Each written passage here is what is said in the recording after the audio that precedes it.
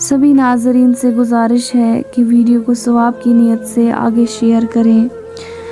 ایک عورت کو اللہ ہر بار اولاد نرینہ سے نوازتا، مگر چند ماہ بعد وہ بچہ فوت ہو جاتا، لیکن وہ عورت ہر بار صبر کرتی اور اللہ کی حکمت سے راضی رہتی تھی، مگر اس کی صبر کا امتحان طویل ہوتا گیا اور اسی طرح ایک کے بعد ایک اس عورت کے 20 بچے فوت ہوئے۔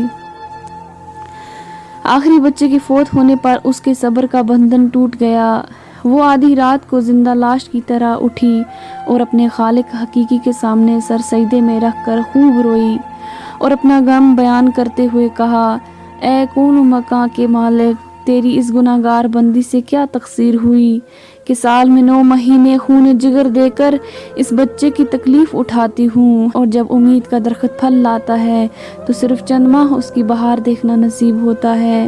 آئے دن میرا دل غم کا شکار رہتا ہے کہ میرا بچہ پروان چڑھے گا کہ بھی نہیں۔ اے دکھی دلوں کے بھید جاننے والے، مجھ بے نواز پر اپنا لطف و کرم فرما دے۔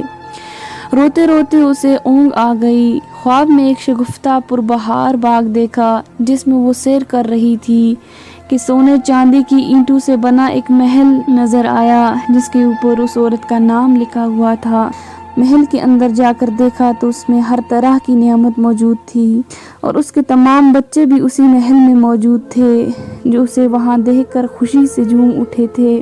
پھر اس عورت نے ایک غیبی آواز سنی کہ تو نے اپنے بچوں کے مرنے پر جو صبر کیا تھا یہ سب اس کا اجر ہے۔ خوشی کی اس لہر سے اس کی آنکھ کھل گئی۔ جب وہ خواب سے بیدار ہوئی تو اس کا سارا ملال جاتا رہا اور اس نے بھیگی ہوئی آنکھوں سے عرض کیا، یا الہی، اب اگر تو اس سے بھی زیادہ میرا خون بہا دے تو میں راضی ہوں۔ اب اگر تو سینکڑوں سال بھی مجھے اسی طرح رکھے تو مجھے کوئی غم نہیں۔